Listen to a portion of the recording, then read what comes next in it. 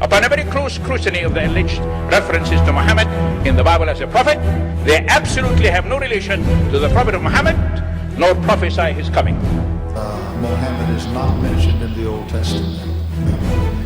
Muhammad is not mentioned anywhere from Genesis to Revelation. Muhammad is God's true messenger. That's a joke.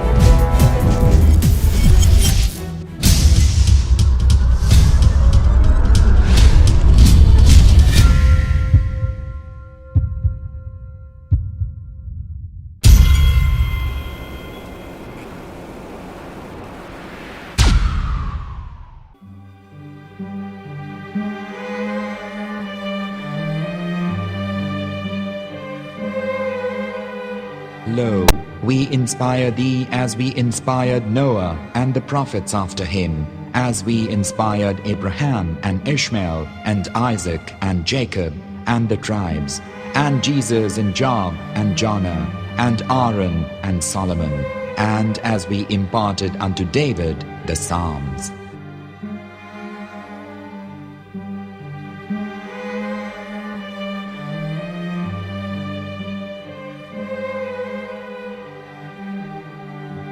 The verse we've just heard is from chapter 4 of the Quran. In the verse, God is affirming to humanity that Muhammad is indeed the recipient of a divine guidance, just as Noah, Abraham, and the rest of the prophets. However, some Christians and Jews today don't believe that Muhammad was a prophet and the covenant that God made with Abraham. And since the Quran is not their book of authority, in this video I'm going to show you that the book you're holding in your hands contains the name off the seal of prophethood, the Prophet Muhammad.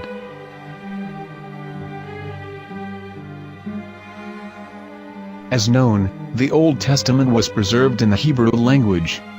In the 5th chapter of the Shir HaShirim, which is one of the 5 Megillat or sacred scrolls that are part of the Hebrew Bible, or for short the Song of Solomon, as Christians know it today. That chapter is discussing someone. Jews will say it is discussing Solomon, while Christians will say it is discussing Jesus. Considering this is the Songs of Solomon, it would seem logical that it is discussing Solomon. The verses, describing this mystery man, have the narrator's speech conjugated in the feminine, meaning it is a woman who is describing this man. So it is possible that it is one of Solomon's wives discussing her husband Solomon. However, Christians assert that Jesus is being discussed, and that the chapter is describing a man who was not yet alive at that point. A prophecy.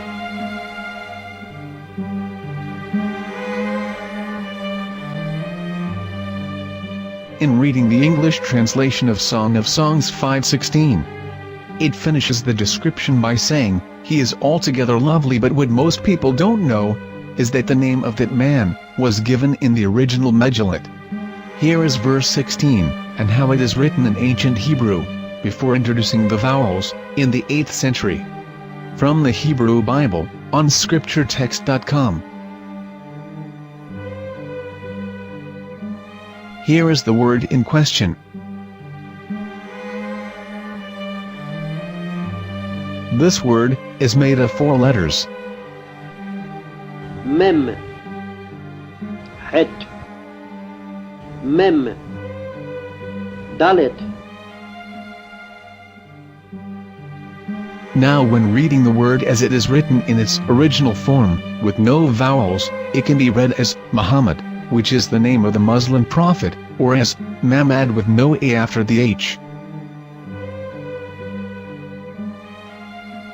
According to Ben Yehuda's Hebrew English Dictionary, it is correctly pronounced as Muhammad, not Mamad.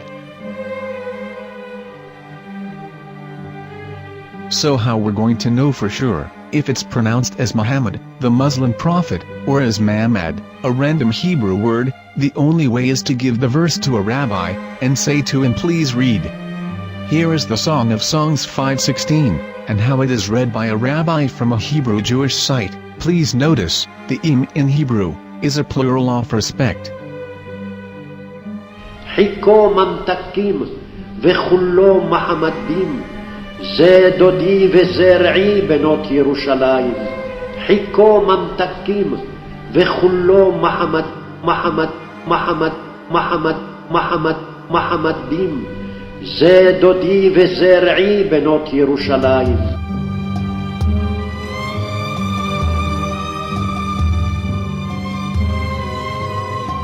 We are coming out from the darkness. There are no other gods but God, and Muhammad is his messenger.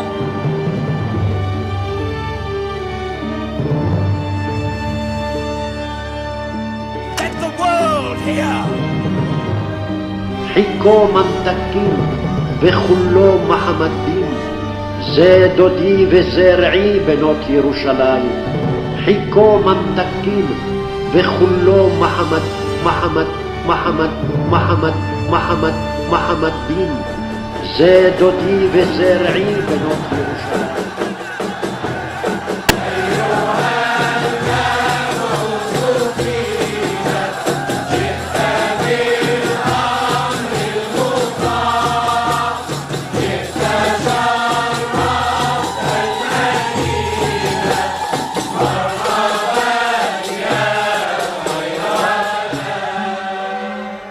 Here is the famous SDL translation tool, which includes a professional human translation as well as an online translation.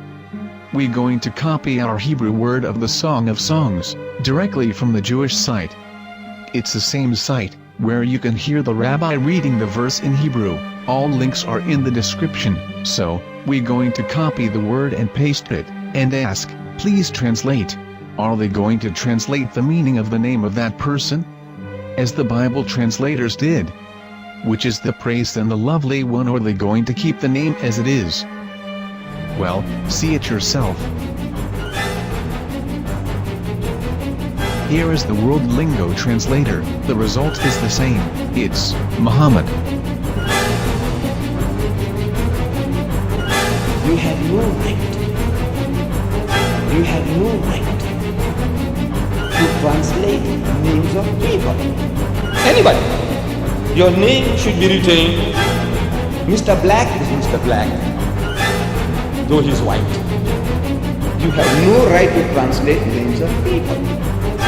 But they have been doing that. Muhammad ibn, they translated as altogether lovely. But the word Muhammad is there in the Hebrew language. The word Muhammad is there in the Hebrew language.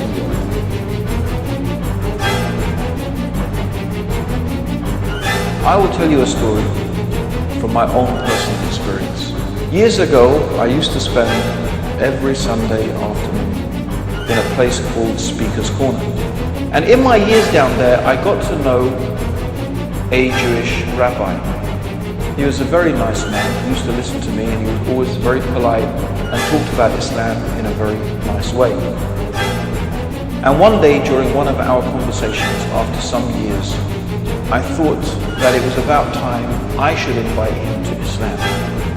So I said to him, you know, my friend, we have been talking now for many years, and even you have admitted to me that Muhammad is a prophet. So why then do you not embrace Islam? He said to me, we Jews, we never change our religion. I said, but half of the rabbis of Medina became Muslim.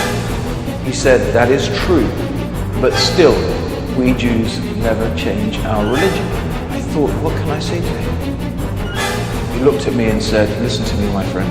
God sent to us a prophet Moses, and we didn't even listen to him. Do you think we're going to listen to another prophet after him? From another tribe? From another people? When he said that, I had nothing left to say.